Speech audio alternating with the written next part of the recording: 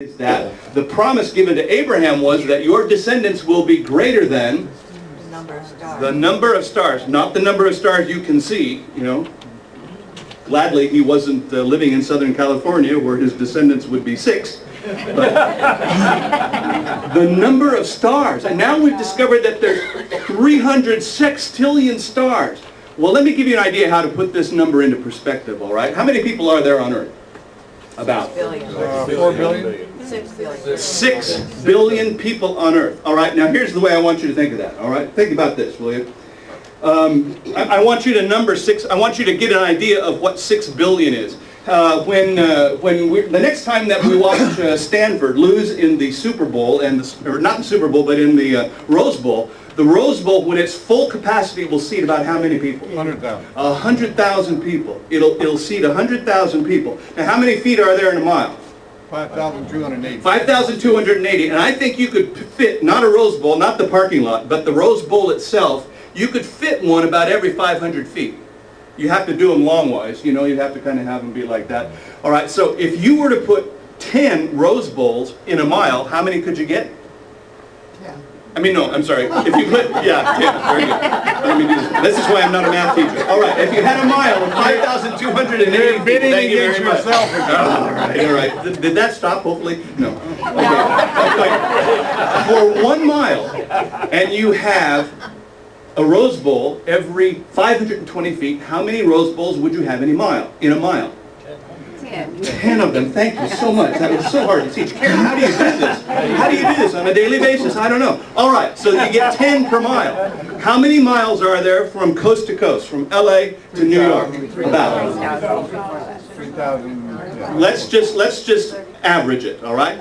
About 3,000. All right. Now, if you built Rose Bowls all the way across the United States, 10 a mile, how many Rose Bowls would you have all the way across the United States? 30,000. No, 30,000. All right, 10 a mile, and you got 3,000 miles, you'd have 30,000 Rose Bowls, all right? All right? Now, if you had 100,000 in every Rose Bowl, how many would that be in 30,000 Rose Bowls? 3 billion. That's 3 billion people. And so now you build another row of Rose Bowls all the way back from New York to Los Angeles. Now you have 60,000 Rose Bowls. They're all filled with 100,000 people. That's how many people are on Earth. All right? You got that? Can you kind of picture that in your mind? That's a lot of Rose Bowls.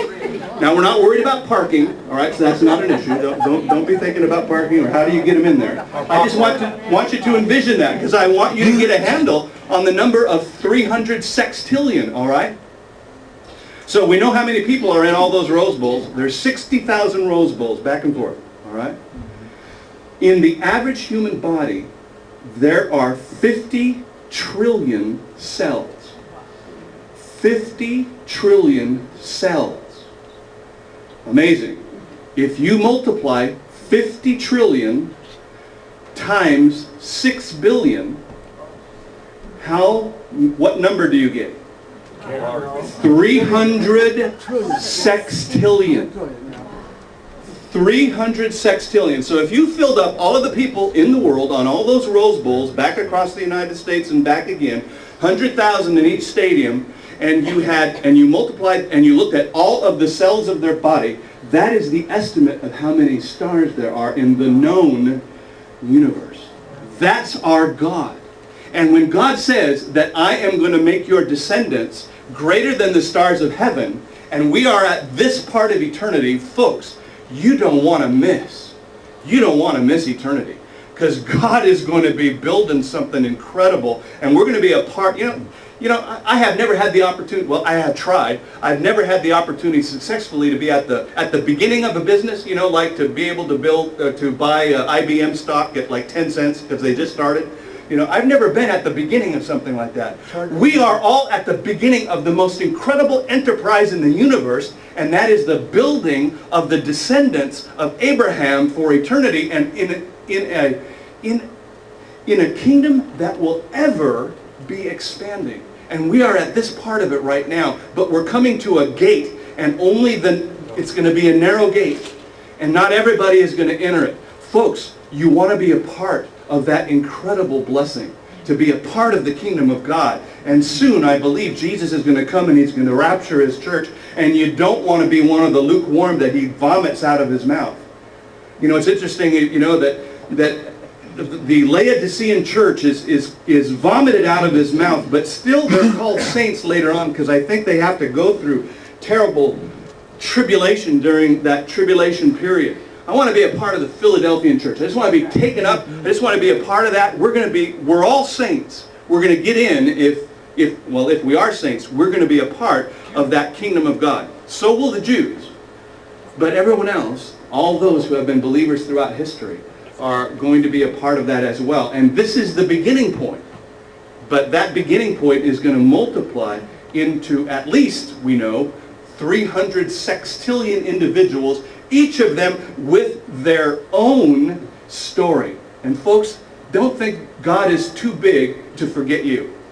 You know, God is not so big that he forgets you. He's designed you. He's designed your story. He's designed you to be here right now. He is concerned about you. If trials and tribulations come into your life, relish them. This is what Job learned to do. And that's why we're studying Job now. To know when hardship comes into our life is just, it is a time of testing so that God can test our faith.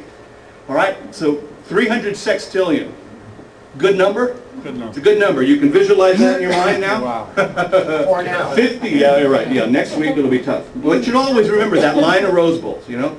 30,000 of them one direction, 30,000 the next direction, all filled up with 100,000 people, all of them watching Stanford lose. And so, amazing. Let's go on. But now back to the theology of retribution, all right? There's problems with this theology because it leads to erroneous conclusions. We have false measures of righteousness. It denies the suffering of the righteous. It denies the sufferings of Christ in a way. Christ suffered even before he died on the cross. He suffered. It denies the suffering of Christians. Christians suffer all over the world, not because they're evil, but in fact because he's testing them. He's testing their mettle so that their faith can grow. This idea, the theology of retribution, it corrupts the people of God. And here's the worst thing. It'll view the prosperous as righteous. And I always see this in churches, and bless them, and I know let me just tell you a bad example, all right? There's a bad example that I have in my mind, and it was a church where my dad used to be a pastor, and there was a guy there named Phil Belsner. And Phil Belsner was just one of these, he was just a good guy, you know, kind of like Joe. Joe Thibodeau. He's just a guy that was full of mercy, you know, was always there. He was just a wonderful, wonderful guy. And but he had, maybe it was a foot problem or something. I'm not sure why. But when he came to church, he wore tennis shoes. He always wore tennis shoes. Well, anyway, they picked deacons at the church. We had deacons, and somehow word came back that one of the reasons they didn't pick Phil Belsner was because they didn't want a guy wearing tennis shoes being representative of the church. Now wait a minute. Wait a minute. You take a look at the number of people on our board and tell me of them are good businessmen. Tell me of them, how many of them are prosperous businessmen who are on our elder board. See, this is what I'm always concerned about this, because, you know, we always view the prosperous as righteous. And so I'm always concerned about this thing. And I just want you to know, I am not prosperous.